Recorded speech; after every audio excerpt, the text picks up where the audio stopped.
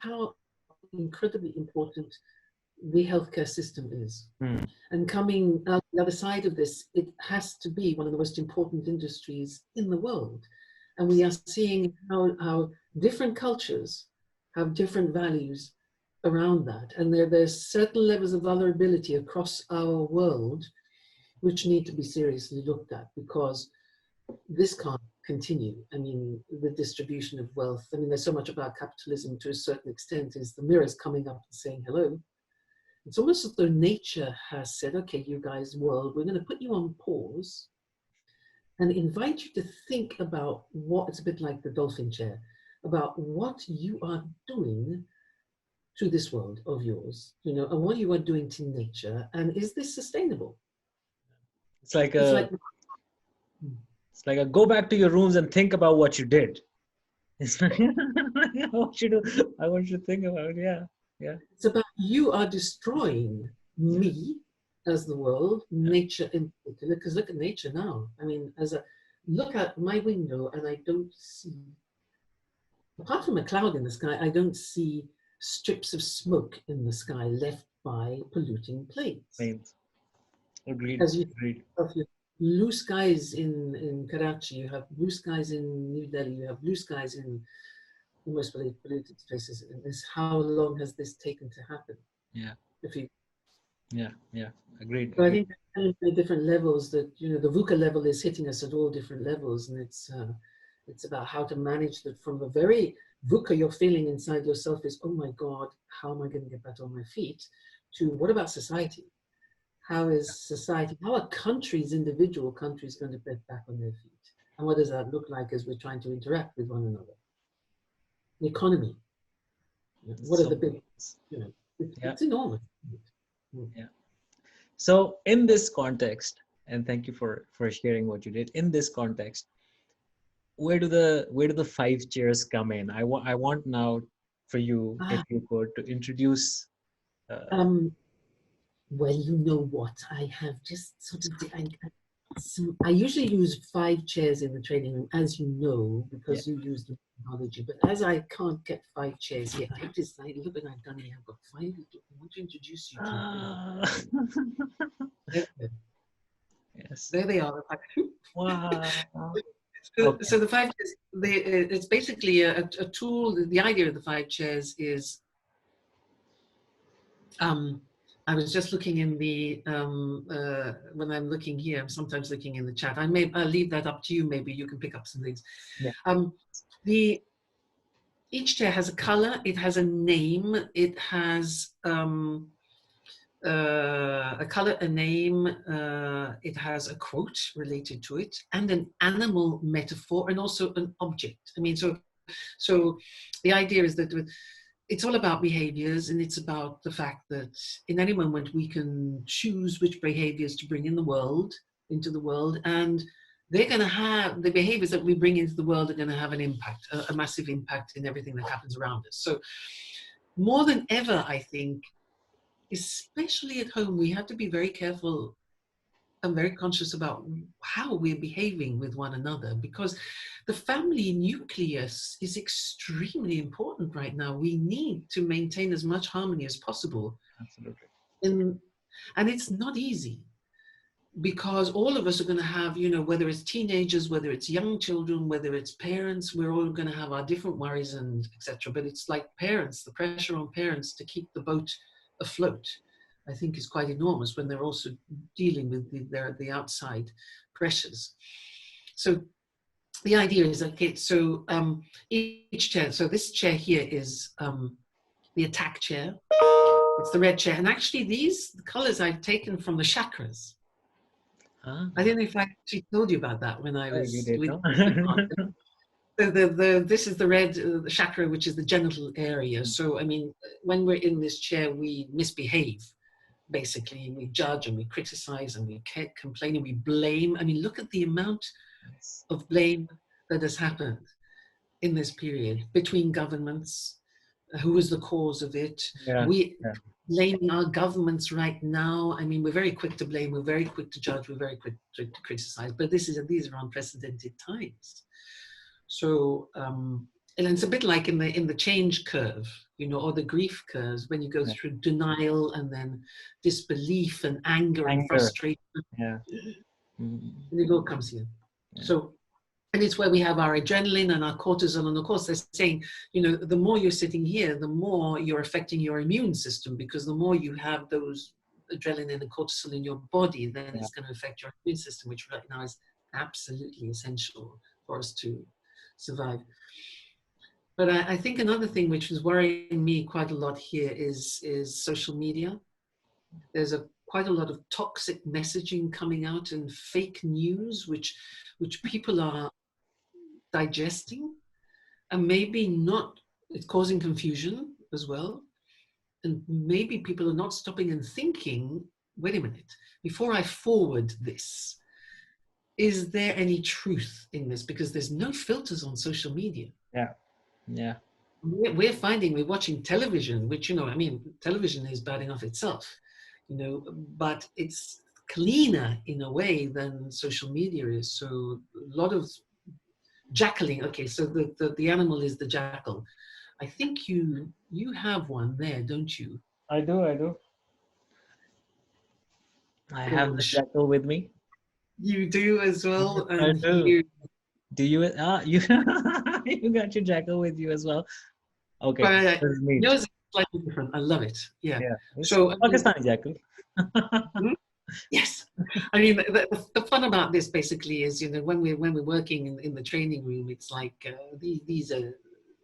This is to remind us that when we are in this chair with with our toxic behaviors, they have an impact. Yeah. So it's about what impact am I having on the person I'm with, on my family, on my team in the organization, on society in general. It's like, you know, maybe I can actually turn the volume down a little bit. Yes. I mean, not scold the jackal, because the jackal is here to protect us. Yeah. But it doesn't know when to protect us. It sort of, you know, thinks that we're in survival mode when we're actually not. So it jumps in inappropriately and judging people all the time. He's watching you. Like, what's going on? Exactly. Okay. Yeah, the big bird. So, you know, I think as far as the today and the virus is concerned, we've got to be very, very careful here. This one here, you remember that? You tell me. Yes. What's that one? The yellow one? Yeah.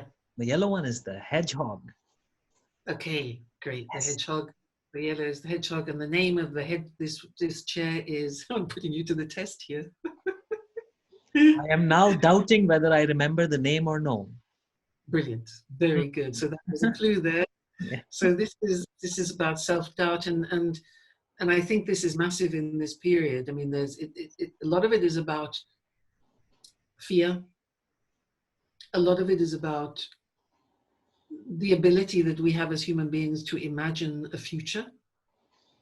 And we often, when we are imagining a future, we catastrophize and develop fairly strong, unrealistic stories, devastating stories. We beat ourselves up here. I mean, this is a chair where it's about how do we mitigate this fear when we're here? Because it's about, what am I going to do tomorrow? What if I don't have a job? What if this? What if?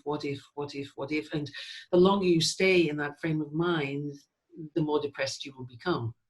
And I think leaders right now are going through a lot of dark moments. Yeah. Is like, you know, I'm afraid of failing. I don't know what to do, and I'm afraid to say that. And I think one of the biggest moments of courage right now is for leaders to actually be able to be communicating a lot and saying, you know, guys, I don't know. I don't know. Yeah. And feel okay. Yeah. About that, because obviously as leaders, leaders want to give answers, but this is unprecedented. So a very interesting point here. We're in touch with the business leaders that we work with, and you know what they're saying about the workforce, what they're doing, because in Italy we're quite far ahead now in this process, and they're doing surveys to the workforce about what people need more of as they find themselves in this situation of being at home. And you know what's come up? Two important things. One is flexibility. is that I cannot, if I'm at home with young children, I cannot say to my 3-year-old, Daddy or Mummy is going to the office between 9 and 5. You know, and so that's one thing. Yeah. Even if you have teenagers, what if you're alone? A lot of people who are alone are working too hard. They're in the front of the screen all the time. They have less distractions. So companies are saying, make sure you have a lunch break. Make sure you have 15 minutes between each, you know, each meeting, things like that. So it's about flexibility. They're saying, please trust us that we will work.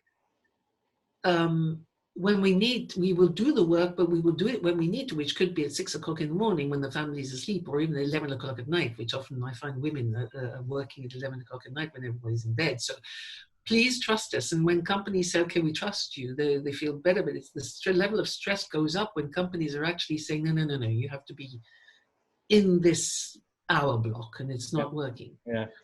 The other big question is, we want to hear from top management. You know, people seem to be communicating quite well between teams, but we want to hear the news. How are the factories working? How is it? What does the future like? Even if it's, we don't know. Yeah. Please stay in touch.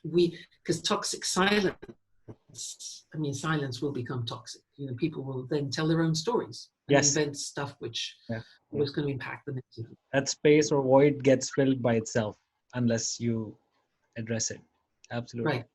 Particularly right now with much more sort of negative thinking than in normal times. You know. So this needs a lot of self-care. Is when we get into our darker moments. It's like leaders, I think they've got to absorb so much fear and doubt. They've got to be able to take that on whenever they're going through it themselves. I mean, this is challenging. Yeah.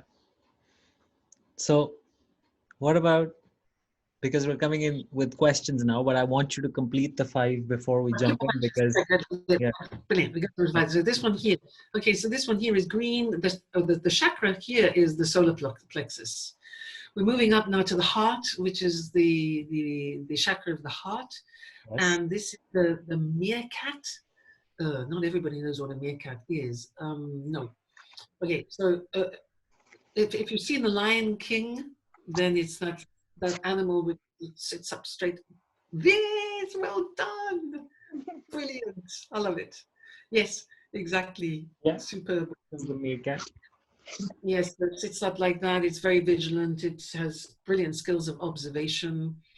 And I think if we're looking at the role of this chair, the chair is weight. So WAIT, what am I thinking? What am I telling myself? And I think in this particular moment is less, we're on hold anyway. And it's about stepping back and thinking and analyzing and looking and watching and it's curiosity. It's a chair of curiosity. So here it's about what are our options in this place of stillness? Because this is about meditation. It's about taking care of ourselves. It's about managing our emotions rather than being managed by our emotions, and stepping back and having a look, you know, small picture, big picture. And certainly in organizations, I can see people moving between what's worst case scenario and what's opportunity for the future. And I think, you know, business leaders are trying to be as affirmative as possible and asking people, let's take the time now to think about the future. You know, when we have the time, and reorganize things and what worked and what didn't work. And as we go back in and as we open up, how are we going to invite people back so that they feel safe? All sorts of fascinating ideas, which I think if you hand it over to your teams to think about, keeps them busy and part of the solution as we move forward.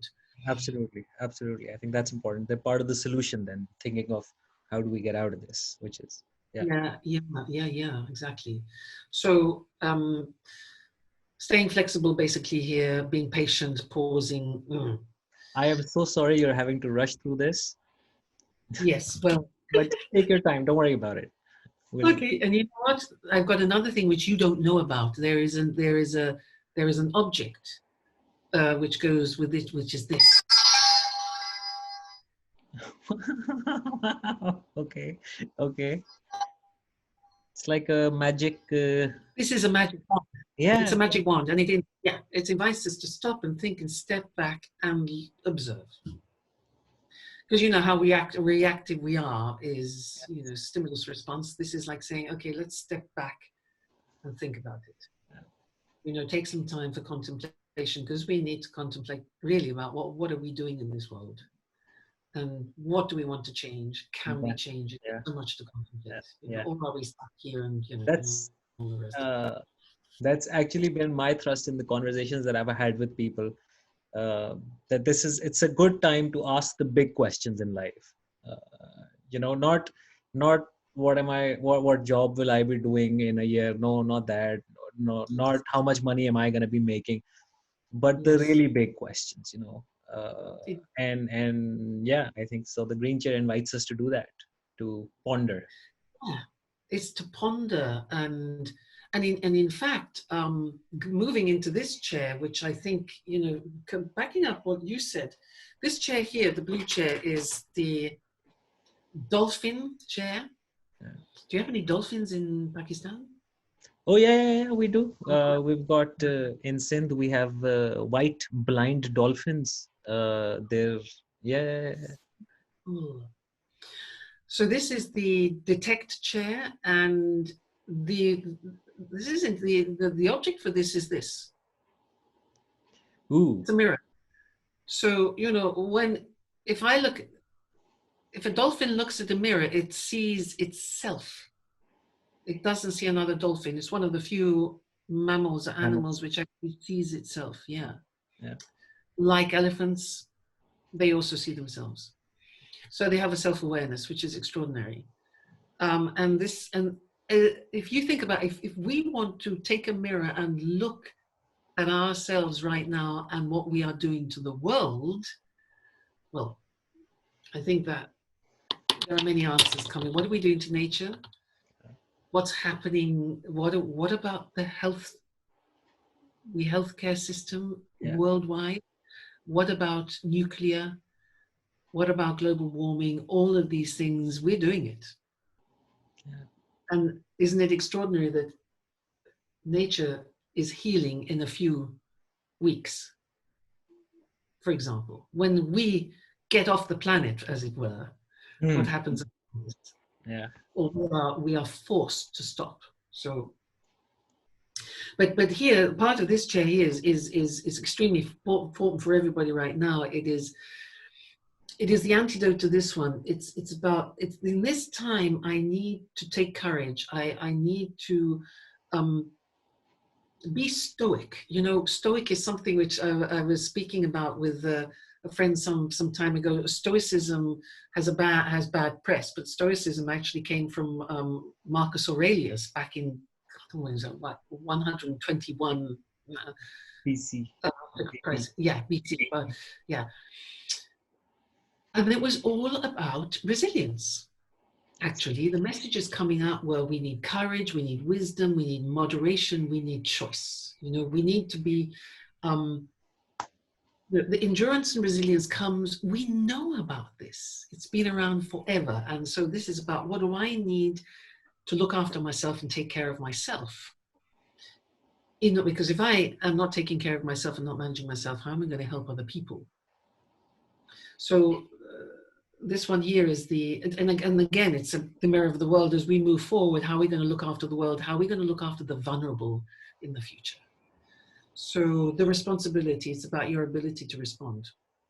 The blue one. Our ability as a world to respond, and accountability is what are we accountable for? How can we account for our behaviors up until now? But there's the fear for me behind that is that in the world right now, there are governments that are not so interested in that question in the sense of how can we heal the world. Yeah. We're in a tricky situation because the messaging that comes out of governments, these are times for opportunity for authoritarian governments sometimes because it's a platform for visibility, the wrong type of visibility. And my fear is always, what can I do as an individual to stop this, because we know that in certain countries in the world there is most definitely, forms of The red chair. the red chair in countries which are declared democracies as well. So that for me is a source of depression, I have to say, maybe. But then what do? You can only come down, this is about at an individual level, who can I affect? Only the people living around me. Yeah. My immediate community. What can I do to help my immediate community? It can be small acts, maybe, but that's in my control. So much stuff is out of my control and I can't spend time there. It's about understanding, keeping my energy up. Because if I think about what I can't control, I'm going to get depressed. So this chair is inviting us to be realistic. So that's the dolphin chair. And the last one is, I think you have, do you, I think you've got the animal related to this. I do. Let's see if we have the same. Yes, I love it. So that's the giraffe. I've got something, such fun here. Look, let me show you. I love your giraffe. We have slightly different. Is that like a, yeah. Like, yeah.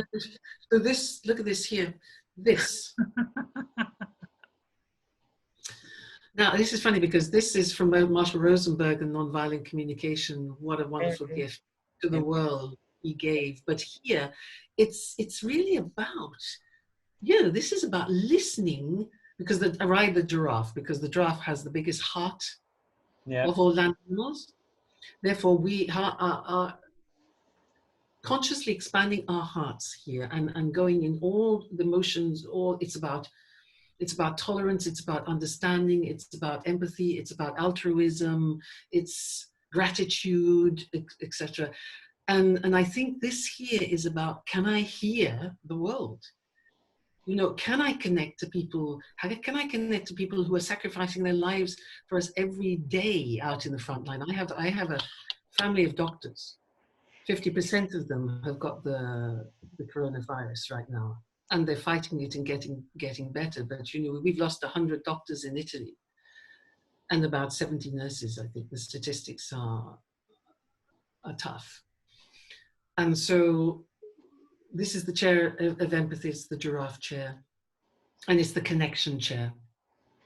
And I think what we're seeing is the beautiful in Italy, and I'm sure it's going to happen, it's happening all over the world, is the creative connection, is how people are finding new ways to connect with extraordinary collective orchestras, collective choirs, music, sitting on balconies, talking to people, sharing music, offering to do shopping for people. There are so many things that we can do at a local level to keep the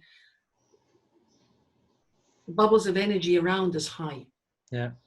So we have a choice. The idea of the 5 chairs is that in any moment we're going to be triggered very often, especially now. We can just be triggered by our kids at home, but before snapping, so our reaction could be, oh, for God's sake, go and play and go and read. Whereas, in this chair we're saying, oh, okay, darling, I can see you're unhappy and frustrated. What do you need? Yeah. So how good are we right now to try and stay out of these chairs, look after ourselves, give ourselves a big hug when we're getting frustrated, give ourselves a big hug, and maybe try as much as possible to live in this sphere here, where we are trying to be emotionally stable, trying to understand what, as individuals, we need to contribute positively to the situation, staying away from this. And how can we contribute? What can we do? That's a lot of energy. It is. Here. It is. When you're trying to actually deal with your own pain and suffering, and But the chairs remind us. It's like, okay, where am I? Okay, you're in the red chair. That's not going to help, actually. Give yourself a hug. Move on. Think about maybe what are your needs, how you're feeling. Address those. And then, how is my family feeling? How's my people in the workplace feeling? What are the needs and feelings of people around me? for business leaders now, big for governments. And also, do I continuously want to criticize my government? In Italy, we have a technical prime minister right now who's doing an amazing job. He really is an extraordinary job. And I get so frustrated when all people can do is just criticize, even in unprecedented times, rather than say, just a minute, step back and think about this. Nobody has any answers, but we have somebody who represents us, who is trying his best. He's trying even to keep Europe together, which is a massive task in itself. So we should be very grateful. Yeah. Wow, fantastic. Thank you so much for that introduction. And it is important to understand that the red and the yellow chairs drain a lot of energy out of you.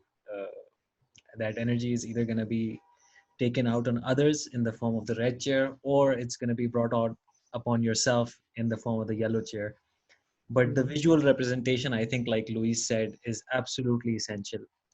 Just check yourself. Ask yourself where you are, and if you do find yourself in the red or the yellow chair, consciously we're going to have to move. Fantastic. But even and even when I think the consciousness is the most important thing, but if you are upset and fed up, just say it. Because I think what the mistake we make is that we are upset, and sometimes we feel, when we don't express it, people can't read our minds, but they will misinterpret our intentions. But especially at home, if you can say, look, I just need, I'm having a bad moment. I need to be alone. Don't take this badly. I just need a break. People can deal with transparency of emotions, but the trouble begins when we don't. I mean, the dolphin, the chakra is the chakra of expression. It's the throat. We learn to speak up here. And the more you are transparent and speak up, especially now, the more people will not misjudge you, not misinterpret you, and maybe the atmosphere will be more transparent. We don't do it enough, really. Agreed. And I think that's also the point, that it becomes very, very important if you're in organizations, or if you're managing people, and if you're a leader. It'll do you a lot of good if you could just listen to people, because people are gonna have feelings. And if they are earning for their households, they're not going to display those on their dependents, right? They're not going to tell someone who's dependent on them that I'm afraid or I'm confused. So it's good if you could just talk to your people, just listen to them, I love that. Maybe. I love that. And it's also because the connection is really tough when you're not in a room with your team, and you touch each other and you do. And I think somebody put in the chat, you can't replace human touch. Absolutely not. I mean, that is the essential connection that we feel. It's such a deep level. But I think, it is, how can we make the best use of this type of connection that we have right now? And to be very conscious about, okay, it's the second best, but we can still do a lot. How do we get people to speak about their emotions in this setting, which seems to be cold? But can we create a context of psychological safety in this setting? So we need to help. I mean, people get timid. People want to hide. They don't show their faces, because there's a self-consciousness, that can happen in this type of, or people sort of just fall asleep and think, oh, I don't need to contribute. How can we become better at communicating like this? Because we don't know how long this is going to go on for. And this is the only, I think young people are better than we are, probably. I feel like a bit of a dinosaur. But we we can learn, and this has many opportunities. Yeah. Let's just, I'm just going to go through the comments and the questions now, Louise, because I think there were some important ones and some interesting ones. We have Rao Saqib. I think this was our first question. And basically the question is, sometimes behaviors are entrenched. People have been used to a chair and they've lived in that chair for decades. Yes. And so if someone's been in that chair for 30 years, 40 years, yes, is there hope Is there? I love that question. I love that question. I think the thing is that there is hope if the person realizes that they are always in the red chair, always in the yellow chair. Mm. The trouble is when they're not even conscious of it. What I found with the TED Talk, comments that have come in under the TED Talk, some people saying, "Oh God, I didn't even realize that I've spent most of my life in the red and yellow chair, but that I had a choice." Yeah. So I think it acts as a mirror. Is that oh God, I'm often a hedgehog. What then? It's up to the individual to decide if they want to change or not. If they perceive this is actually holding them back in their lives, then it's up to every individual to make an effort. And it's hard to change an entrenched habit. But the awareness that it is an entrenched habit and it could be having a negative impact on other people's allows you to do certain things like try and change, talk about it and realize and say, look, I know I'm a bit of a, I come across as being tough sometimes. I realize that and I'm sorry. The idea here is that it's a door which we can open and then you have to go through and do the work. And that work is difficult because you're going to find maybe some demons, your own demons. And a lot of times people don't want to even go there because anyway, it's their fault. It's nothing to do with me. With me. Yeah. It has to be then in some way a voluntary exercise. And sometimes I think it's also helps, and I may be wrong, I'm just gonna put this there. Sometimes it also helps for you to look for the blue or the purple in the other person. Yes. Because if you just see the red in them, then your behavior is going to reinforce that red. That's beautiful. So it's like saying this person is going and this chair is going, wow. Well, the first chair is going, wow, this person is angry. Yeah. This chair is saying, now there must be a good reason because we don't do anger for fun. Yeah. And I want to try and understand what is going on in this person's world. And if I come out of the chair, a sense of curiosity and a willingness to try and understand that person, then connection can happen. But if you go, that person is going, and you get into the red chair yourself, or even into the, then this is where things break down. Yeah. Absolutely. Fantastic. And I think Moaz Khan asked a similar question, so we've kind of covered that. Then we have Meredith. Do you think that this is an opportunity for reset on the computer of humanity? And how will the message get across to those who make policy? I've had discussions with a few people in Pakistan and outside.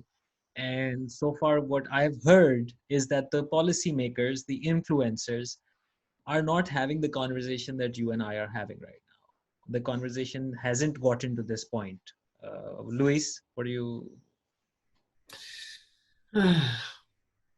I hate to say that I am a little bit pessimistic about this because I don't know how good we are as a society in general to changing. How many times have we been through situations where we know we have short memories? Yeah. We need very powerful, enlightened leaders right now. The messaging that is coming out right now of the phase that we are going through as we're transitioning is extremely important. But if people are not actually thinking at that level, I mean, people are actually involved in governments at a very fundamental level, survival level of just keeping countries afloat.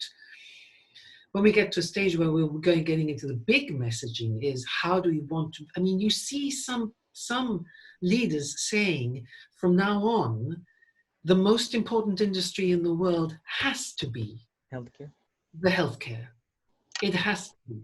So there are people who are, but they're actually not necessarily in governments either. They might, So I'm worried a little bit about this is an opportunity. There could be a reset, but every individual has to reset. Yeah. As well. And how much do we trust this ability for human beings to learn? I mean, it was pretty pretty poor as we were watching China showing us the lessons, and was anybody listening? Yeah. Okay, so Italy came into Italy, and then we got it wrong. We were slow. Did anybody listen to Italy? And then we get to America, disaster. So I'm a little bit worried that we still aren't evolved enough to, I don't know. I'm hoping it's wrong that we can stay long enough in these bubbles of ours to actually do some serious thinking and maybe affect some change around ourselves. And I think every individual needs to do that. Absolutely. If I could just add a bit to that, again, go back to your stoicism conversation. Stoics, and in Pakistan, or in the Islamic culture, we have Sufis, Yes, and they're beautiful. often kept like very close. And one of the things that the Sufi perspective on this, Meredith, is that your responsibility is yours, uh, and you change the world by example, not by telling people to change, right? So what you and I can do is that as individuals, we can look at our footprints, we can make sure that we're not doing anything in excess, we can make sure that in our relationships we make things right. And that's that should be the crux of it. So when I meet Meredith, I should say, that woman has just impressed me so much, I'm going to start living like she does. And hopefully that kind of. That's beautiful. And that's so beautiful. And it's about the conversations we're having. And when people are being jackals and blaming and complaining and blah, blah, which is what the human being does so well, it's the easiest thing to do. Yeah. It's our responsibility to invite them to go into a different space. Just in our conversations, or if you're going to share whatever you're sharing on social media, what comes through is inviting people to stop and think, wait a minute, what are we doing here? What messages do we want to forward and not? What are we trying to create every day as individuals? Because there's a responsibility there too. Absolutely. What are we saying to our children? So using whatever influence you have in a way that Yes. you can hopefully create a better world, and we will, inshallah.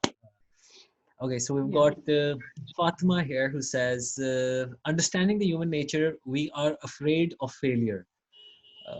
Being empathetic to self and self-compassion is difficult when we confuse uncertainty with failure. And therefore we are sat in the second chair. I don't quite understand the question.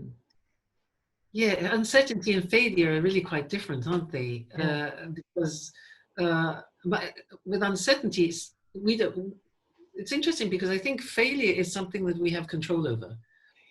But well, to a certain extent, but I think the problem is failure is we're setting up incredibly high expectations of ourselves in situations. Yeah. And we say that we think we are failures when actually we're always doing our best in the moment. And sometimes we don't have the tools we need to do what is appropriate for the situation. And so we go into self-blame and I'm not good enough and all of that. And we have to be very empathetic with ourselves. Yeah. That failure is that we're not doing something maybe to the optimal level, but we have to forgive ourselves. We can't be behaving, because we're here to learn, so we're behaving with what tools we have. Whether uncertainty is something that is very often created from externally. And there again, it's about how am I going to manage uncertainty? Well, I think it's breaking it down to, in the uncertainty, where is my sphere of control and where not? And let's concentrate all the energy on where I can control things and not spend time. That's back to stoicism. Yeah. We make a decision is where I can control things. I will then contribute. I don't know if that answered the question, but I mean, I can see the difference between failure and uncertainty, and we're not good at being empathetic with ourselves when we think we fail. We're I not. think we need Uh, to give ourselves a lot more. I don't know if you remember or no, but when we did the workshop together, when you ask people to go to the chairs that they're most often in, I was the yellow chair. I've spent my life in the yellow chair. I mean, I've always been doubting myself. but it's possible to overcome it. I mean, you just gotta, and like you said earlier, But you know, you had the courage of the dolphin to go there. and stand in Because, the yellow chair yes, thing. because a lot of people refuse to admit that they have Oh yeah, self-doubt. I mean, Pakistani men are not allowed to do that. You cannot No, have no. self-doubt. Okay, fair enough. Take it. So that's that. Then we have uh, Saima, and she says, in the majority of cases, it becomes complex when you are constantly stuck somewhere between the yellow and the green chair. You are uncertain about what's coming next while you have Yeah. to keep others motivated. So I think Saima's in a position of leadership, and she's just thinking, how do I Yes. deal with the Yeah, and I think again it's about how you manage the uncertainty. The uncertainty usually has creates in us the reaction of fear and worry, and it's how good are we at looking at uncertainty as curiosities? Oh wow, this is uncertain. Let's look at this from a point of view of total curiosity. yeah. Because otherwise uncertainty is going to create fear in us, and we're going to slip back into this chair here because we feel that maybe we have to solve it, and I can't do that. I can't solve it, therefore I'm a failure and I have to solve it. But we spend our whole lives thinking we have to solve other people's problems, whereas most of the time, as you said, what we need to really do is sit and listen. And I think with uncertainty, to a certain extent, it's the same. Is if we explore uncertainty, somehow it loses its power. Power, yeah. Yeah. Do you know what I mean? Yeah. Is that a function of courage then? We should just be brave Yeah. enough to say, okay, let's just sit down and figure this out, Let's not be Yeah. It is. It's from here. It's like saying, okay, I'm feeling very uncertain. I noticed that, and my need is for certainty. So let's sit down and talk about what that looks like. But we're going into very clear communication with yourself. You look at yourself, you say, I'm feeling this. Okay, got it. If you give recognition to your emotions, they will change. They will alleviate a bit. Then you go into what do I need? What are my needs, and how do I satisfy my needs? And then you're actually breaking down the uncertainty so it's manageable. Yeah. Fantastic. Okay. Fatma says that the earlier questions that we were confused about if we got right or wrong, she says she got her answer. So thank you very much. Karen says that she just wanted to say hi to you from the US. So a hi from Karen. Ooh, lovely. Great. Then we have a very long question. Okay, let me see. Abdullah Afzal says, we always talk about governments not being empathetic and that they aren't taking the measures in the right direction. I want to understand that the people in bureaucracies and legislatures are from us. Why they fail to connect. No, maybe we fail to connect with them in a fashion that is fruitful. Is the process of evolving to the echelons such that the human from them or there is something else? Where is the lacuna? It's a universal thing. How do you reflect on this? They are from us. I mean, I think as I say, we've been living this on a daily basis in Italy, and it's driving us crazy. In a time of need, when we're all in the same boat, when and people who are running our governments have been elected by us.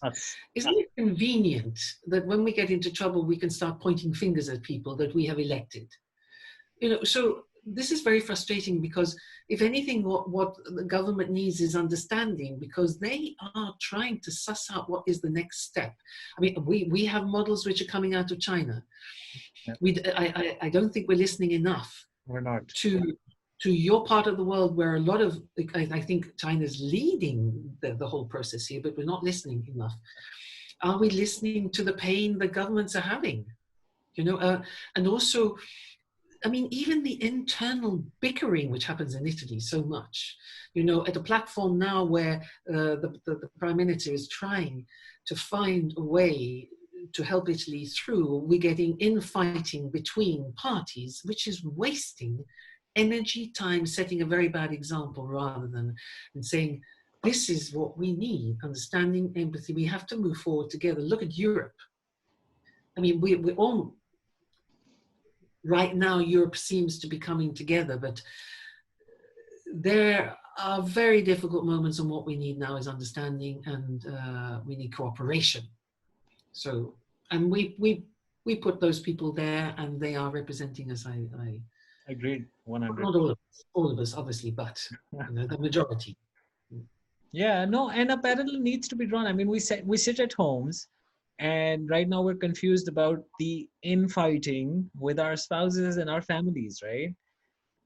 So it's just that same thing on a bigger scale. It's okay when you make an effort or when I make an effort and the spouse doesn't recognize it. It's the same thing, you know. The other person is making an effort. You don't see it, it's okay. You can recommend or suggest things. Don't doubt them or do things that are counterproductive. You know, everyone's trying. We gotta have faith. We gotta believe that they are doing their best in such a situation. You know what? I have a dream. The dream is that one day the world will be free of blame. Amen. So that you'll like wake up tomorrow morning and nobody can blame again. Yeah. Can you imagine what would happen to the world? I can't. I can't. We have the lady that I mentioned at the beginning of the webinar, who says when you're on time, you're late. That same lady has this. She calls it TPR, and she works with the youngsters and in organizations as well. And she keeps kind of giving people this message. You know, take personal responsibility for everything. Yes, it's the choice. Take that responsibility. There is this beautiful quote from this chair here, which comes from Viktor Frankl. Oh God, yes, Viktor Frankl. Thank you. And it's all about the only thing that we can control in our lives is the way we respond to our personal situations. Yeah. I can't control you. I can't control the way you behave, the way you act, but I can control how I respond to everything in life. And that's my ability to respond, my responsibility. And I need to look after that carefully and make sure it's coming from here rather than from here. Yeah. Absolutely agree. Yeah. So take that. Keep on sending that message. Okay, so we've got we're almost done. Can I just put in 2 more questions and we can quickly then wrap this up? We've got one from, where is it? Rafia Mahmood, and she says, we keep switching back and forth between different situations as human beings in everyday moments. How can we project this concept of the 5 years into our whole life? You know, whatever chair one chooses may differ as per one's day. You know, you're going to be in of chairs and out of chairs. You're going to have different situations.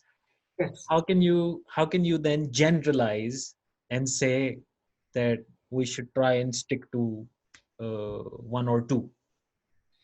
You know what? I think it's all about observing yourself, because we go on automatic pilot and we're not even aware of what we're doing a lot of the time. When emotions start coming up, because our body, which never lies to us because our mind is constantly lying to us, our bodies will send us messages which are true about emotions which are rising. That is when we have to become aware of what is happening in our personal sphere. Because as the emotion rises, and it's often we don't take the pause before reacting, and so we get into the emotion, and then we misbehave. As we come out of the emotion, we have more choices. We can apologize. We can say, I didn't mean to either. We're talking about, in every moment, we're going to be somewhere here. Yeah. When we're here, we're pretty comfortable. When we're here, we're having emotions arising. We must be in touch with our bodies, because they will send us emotions which are messengers about the emotion that is happening in us. And then we can step in and self-monitor and self-regulate. So this is going to be, up and down, up and down, up and down and down. but it's all about where am I, what's happening, what do I need to do? Yeah. Constantly asking yourself the question, is this productive? And if it's not, then we have to move. Fantastic. Louise, it's time. It's been an hour. I wouldn't want to take more of your time. We No, it's have two been more questions, Mhm. but maybe I can email them to you, and then you can. Yeah, we'll just do that. Fantastic. So thank you Yeah. so much for coming in. Thank you so much for introducing us to this idea. Thank you for being Yes, such a yes. Thank you for your compliments. I'm sure everyone had a good time. We had a nice group. Thank you so much, everyone who came in and attended and shared their comments. This was a lot of yes. fun. We're getting Mm. thank yous. You're welcome. You're welcome. You're welcome, everyone. No, definitely. I It was so special for me to be in touch with you there in Pakistan, and I send all my love to all of you there. I'm wishing you the very best of luck. You know, keep tuned into Italy and China because they've got messages sending you to help you. And look after yourselves in particular, because you know we've been there, we've done it, we're sort of healing, we're coming out slowly, but it's a challenge. So thank you so much for so much, inviting me. Luis. You also please take care of yourself, and Mm. we will inshallah get in touch again in happier and better times. Yes, indeed. All right. Yes. Look after yourself and your families. Yes. And you, Yes. Asif. And say hello to Carnelian, I will. everyone. I will. Thank you so much. Thank you so much. Super duper.